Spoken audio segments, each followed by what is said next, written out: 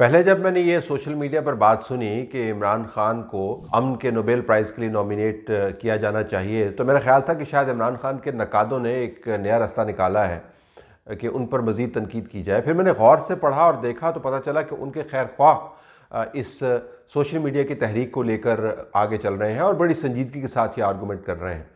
अब इसके ऊपर हम ये कह सकते हैं कि अगर आपने नॉमिनेट करना ही है तो एक नोबेल प्राइज़ के लिए क्यों करें, अमन के नोबेल प्राइज़ के लिए क्यों करें। आप उनको अमन के नोबेल प्राइज़ के साथ साथ तहकीक के नोबेल प्राइज़ के लिए भी नॉमिनेट कर सकते हैं, बिलखसूस इस बयान के पेश नज़र में जिन्होंने दिया। कराची से लाहौर पहुंचना चाइनीज़ की जो अब ट्रेन चल रही है वो 4 घंटे में पहुंचा देती है, और वो जो अगली ट्रेन बना रहे हैं वो शायद 2 घंटे में पहुंचा दें, क्योंकि वो स्पीड की लाइट से भी ज़्यादा तेज़ अगली ट्रेन डेवलप हो रही हैं। इसके साथ आप उनको तारीख़ के हवाले से भी नोबेल प्राइज़ के लिए नॉमिनेट कर सकते हैं। ऐसी तारीख़ साज हकीकतें सिर्फ उन पर ही आश्कारा होती हैं। बाकी पैगंबर अल्लाह के आए, लेकिन वो ह्यूमन हिस्ट्री में उनका जिक्र ही नहीं है, बड़ा कम जिक्र है। हज़रत मूसा का है, लेकिन हज़रत ईसा का तो हिस्ट्री में जिक्र नहीं है। देखिए, हमें ये मानना होगा कि पिछले दिनों हिंदुस्तान के साथ मुठभेड़ में पाकिस्तान ने बहुत कुछ गेन भी किया है। एक तो ये कि मोदी का तेल निकल गया है। अगर आप डोमेस्टिक बहस में देखें तो मोदी पर 2 किस्म के इस वक्त हमले हो रहे हैं। एक हमला हो रहा है उन लोगों की तरफ से जो कह रहे हैं कि आप ने अपना दिमाग और अकल खो दी है, क्योंकि आप न्यूक्लियर वॉर शुरू करने लगे हैं सिर्फ इलेक्शन जीतने के लिए। दूसरी तरफ उन लोगों ने जिनका ताल्लुक कांग्रेस से भी है और उनकी अपनी जमात के अंदर के लोग हैं, उन्होंने ये सवाल उठाने शुरू कर दिए हैं कि भाई आप किस कामयाबी की बात कर रहे थे। The Indian National Congress would like to categorically and unequivocally state that the NDA BJP government sold the national interest in Abu Dhabi. अब आप कह रहे हैं कि अगर फ्रांसीसी राफेल तैयारे हमारे पास होते तो हम ये करते।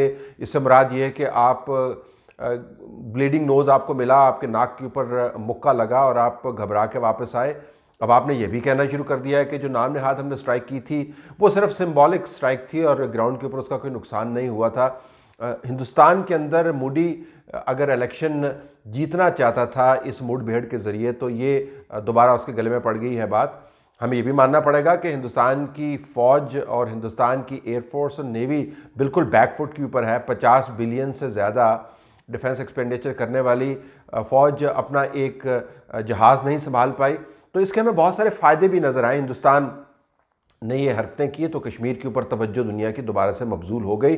शाह महमूद कुरैशी साहब का बयान इस हद तक तो हम अप्रिशिएट करते हैं, लेकिन मुझे हैरानी होती है कि कश्मीरियों का मामला मोदी के एक्शंस के ज़रिए नहीं उठवाना था, हमने खुद उठाना था। बहरहाल अगर ज़मीनन वो हमें फ़ायदा मिल गया तो अच्छी बात है, लेकिन ज़रा संजीदा बहस भी हमें पाकिस्तान के अंदर करनी चाहिए। देखें, आप फवाद चौधरी के बयान को उठा के देख लें, वो क्या कह रहे हैं। वो ये कह रहे हैं कि हमें अब जो प्रोस्क्राइब तंजीमें हैं, जो बैन शुदा तंजीमें हैं, उनके ख़िलाफ़ एक्शन हमें तेज़ करना है। उनके बयानात को अगर आप उठा के देखें तो लगता यूँ कि इससे पहले पाकिस्तान के अंदर कोई काम हुआ ही नहीं। हालांकि हमें तो पिछले 10 साल में ये बताया जा रहा था कि पाकिस्तान के अंदर दहशतगर्दों की कमर तोड़ दी। जो नया ऑपरेशन शुरू होता है, चाहे वो ऑपरेशन राह रास्त हो, चाहे वो ज़रब अज़ब हो, और अभी हालिया ऑपरेशन रद्दुल फसाद, हमें यही बताया जाता था कि 110% कामयाबी है।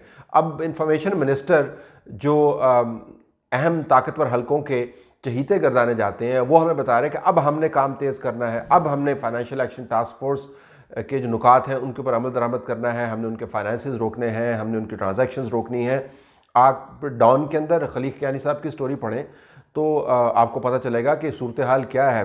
जो सस्पिशियस ट्रांजैक्शंस हैं, जो फाइनेंशियल एक्शन टास्क फोर्स के अंडरस्टैंडिंग के नीचे हमें क्लोज़ करनी थी, उनके अंदर बाकायदा इजाफा हो गया है।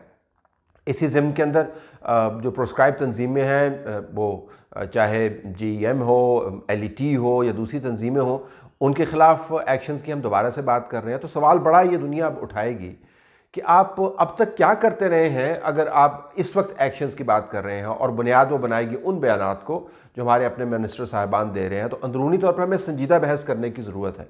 हमें ये भी देखने की ज़रूरत है कि मोदी जो इस वक्त बुरी तरह बैकफुट के ऊपर है। उनकी जमात का जो इलेक्ट्रल फॉर्चून है, जो किस्मत का सितारा है, वो बिल्कुल नीचे गिरने को है और बिल्कुल एन इलेक्शन के वक्त वो किस किस्म के रद्द-ए-अमल का मुजाहरा करेगा, हिंदुस्तान की फोर्स किस किस्म के रिएक्शन का मुजाहरा करेगी। एक रिएक्शन तो आपको कश्मीर के अंदर नज़र आएगा, मकबूजा कश्मीर के अंदर मजालम बढ़ेंगे और वहाँ पर डेमोग्राफिक चेंज के ज़रिए एक फ़लस्तीन और इसराइल लाइक सिचुएशन क्रिएट करने की कोशिश की जाएगी। तो इसके ऊपर हमें ज़ाहिर है फोकस करने की ज़रूरत है। लाइन ऑफ कंट्रोल के ऊपर वो जो हरकतें करेंगे वो अपनी तरफ से हरकतें जारी रखेंगे, पाकिस्तान के गिर्द अपने एलाइज़ को साथ मिलाकर और हम ख्याल और हम नवा कैपिटल्स को साथ मिलाकर घेरा तंग करने की कोशिश करेंगे। हमें इन तमाम संजीदा बातों के ऊपर तवज्जो देने की ज़रूरत है। ये जो फ़रोही मामलात में हम घुस जाते हैं और गैर ज़रूरी बहस शुरू कर देते हैं कि नोबेल प्राइज़ किसको मिलना है, उसको हमें अभी पोस्टपोन करना है, बल्कि वो बहस करनी नहीं है। हालात हमारे काबू में ज़ाहिर नज़र आते हैं लेकिन हैं भी नहीं, क्योंकि हिंदुस्तान की तरफ से हमारे पर दबाव जारी है।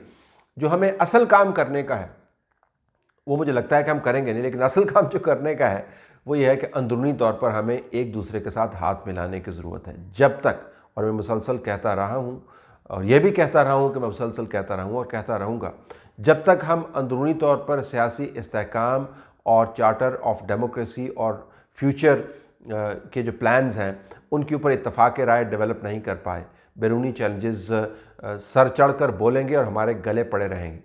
आपने देखा इस तमाम मुठभेड़ के दौरान स्टॉक मार्केट ने कितने पॉइंट्स लूज़ किए। करगिल वाक़े के अंदर 31% स्टॉक मार्केट ने लूज़ किया था। अब ये जो पिछले 7 दिन के अंदर मुठभेड़ हुई है इसके अंदर 5% स्टॉक मार्केट गिरी है। बिज़नेस कॉन्फिडेंस प्लमेट किया है। हमारी मुआशी सूरत हाल जो है वो कमज़ोर है। अगर मुआशी सूरत हाल कमज़ोर है और सियासी तौर पर हमने आपस में लड़ाई करनी है तो फिर बैरूनी चैलेंजेस से हम नबरदाज़मान नहीं हो सकते। तो बहुत अच्छा है कि अगर हमने हिंदुस्तान के साथ पंजा लड़ाना है तो अंदरूनी तौर पर इस्तेहकाम की हम बात शुरू करें, लेकिन अगर हमने नोबेल प्राइज़ की बहस में ही उलझना है तो फिर नोबेल प्राइज़ की बहस में उलझते रहिए और ऐसे लोगों की बातें सुनते रहिए जैसे कि फैसल वारडा साहब हैं। देखिए सर, इमरान खान साहब को पजीराई मुल्क के अंदर मिल रही है, पूरी इंटरनेशनल दुनिया कह रही है कि ये आदमी अल्लाह के बाद एक बड़ा आदमी है। और जब हमारी बका की बात आई हमारी लाइन ऑफ डिफेंस, लेकिन अल्लाह मियां के बाद अगर एक बड़ा स्टैचर का आज आपको लीडर मिला है एज प्राइम मिनिस्टर, ठीक है, और आपको एक चीज पाकिस्तानी कौम को करके दे रहा है अल्लाह मियां के बाद थोड़ा सा जाहिर है, गौर करें आप जाहिर है